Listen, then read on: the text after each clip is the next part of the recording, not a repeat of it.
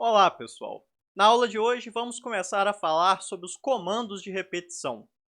Nessa, mais precisamente, sobre o comando while.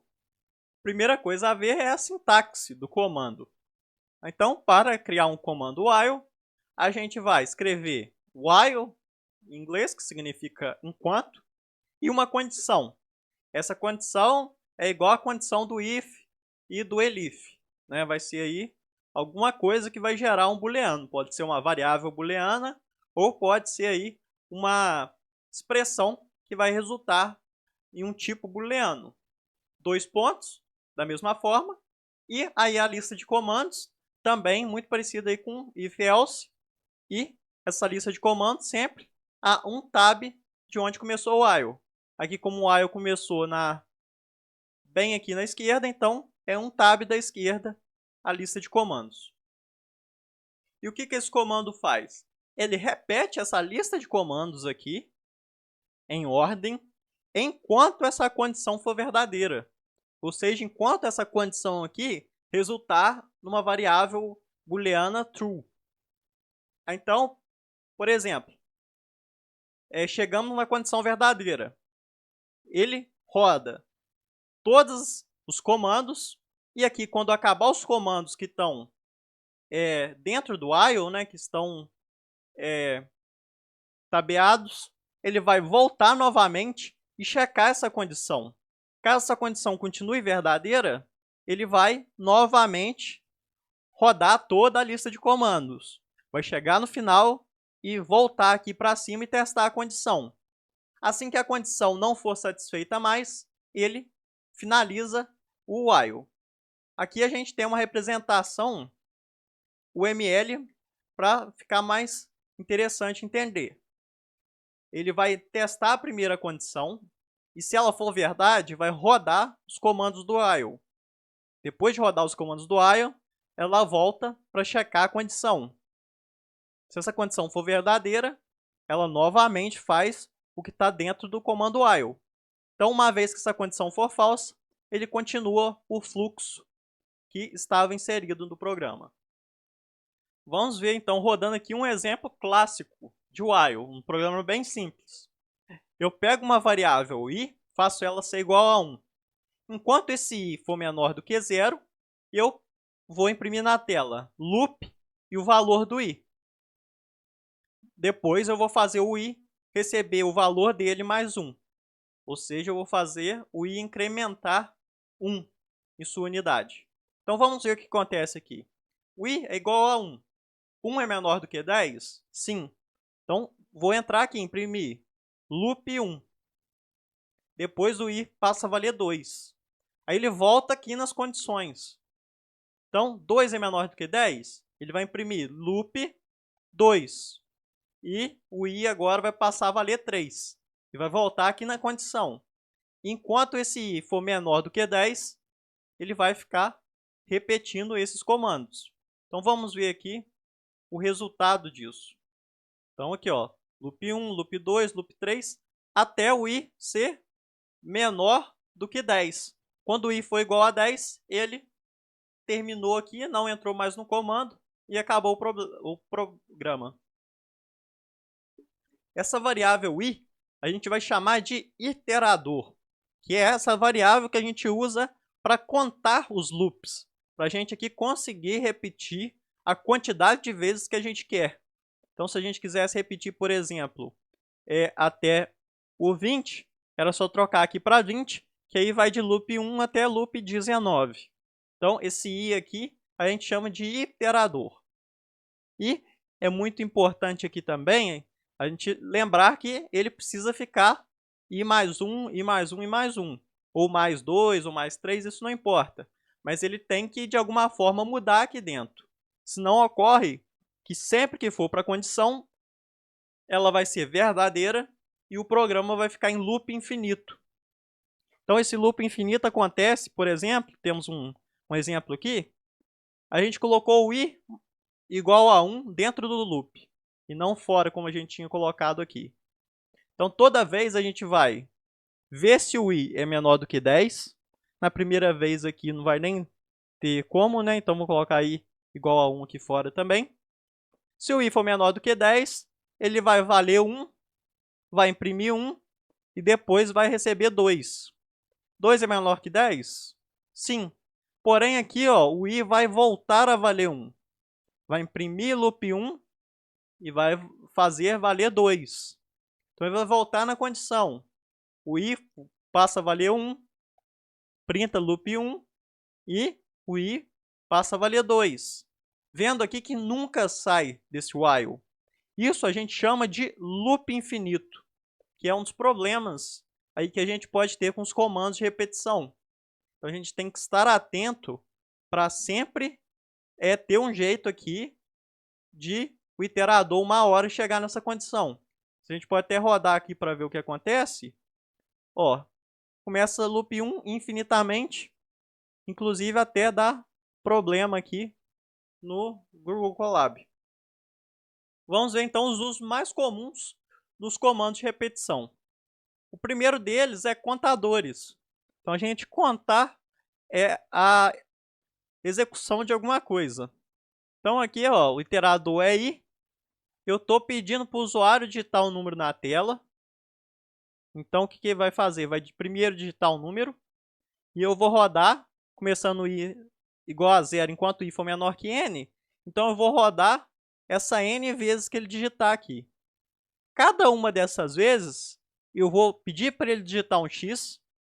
Ou seja, aqui a gente já está colocando a possibilidade do usuário digitar quantas vezes ele quiser. Se ele digitar 10 aqui, ele vai digitar 10 números. Se ele digitar 5, ele vai digitar 5 números. Então, a entrada aqui já começa a ficar mais dinâmica, porque a gente pode colocar um input dentro do while. Então, ó, o input dentro do while e aqui o iterador sendo somado. Então, ok. O que a gente vai fazer aqui a cada passo? Se esse x, ou seja, se esse número que ele está entrando a cada nova repetição for um par, ele vai imprimir x é par e vai fazer par igual a par mais 1. Só que par começa com 0. Então, quer dizer, a cada par que ele vai encontrar, ele vai adicionar mais 1 no par, como se estivesse contando nos dedos, por exemplo. Então, no começo tem 0, a cada par que ele encontrar, ele vai somar mais 1. E a mesma coisa, se não for par, ele vai fazer isso com ímpar.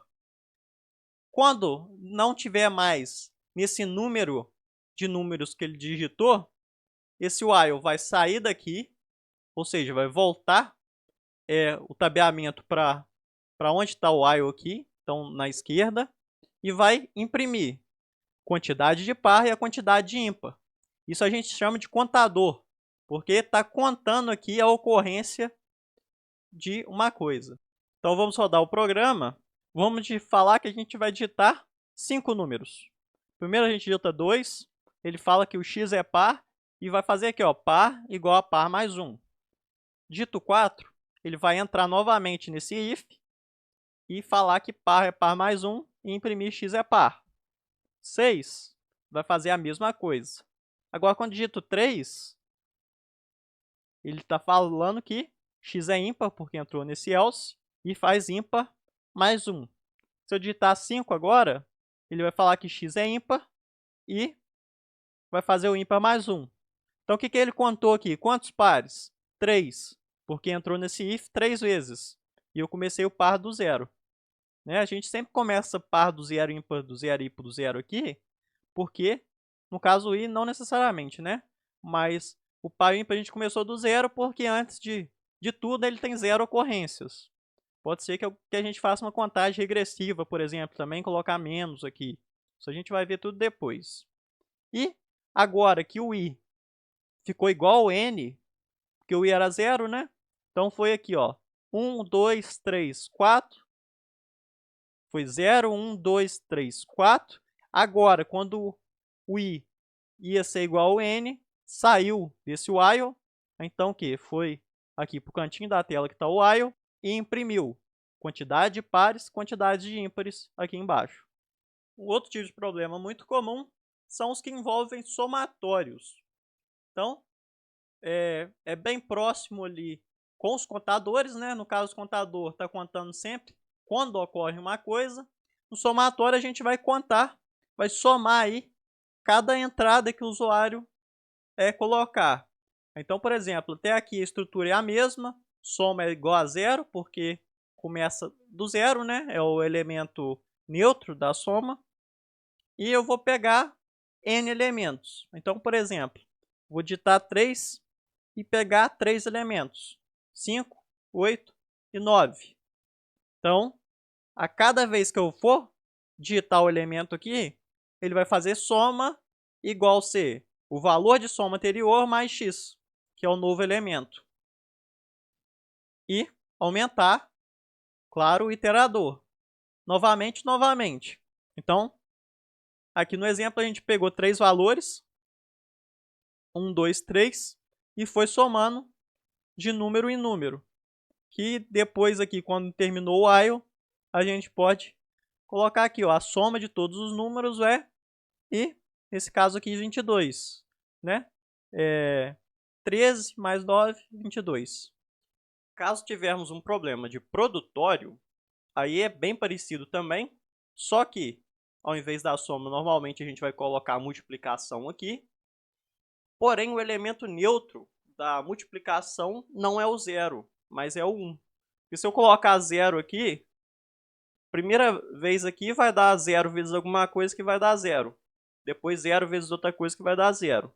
Se a gente não quer infectar o produtório já com algum valor, a gente coloca 1 aqui, que 1 multiplicado não vai fazer diferença aqui nos valores. Então, podemos testar aqui. Queremos multiplicar 3 números. 5 vezes 6 vezes 2. 5 vezes 6, 30 vezes 2, 60. Então, e sempre lembrando aqui o iterador, né? A gente iterar ele aqui.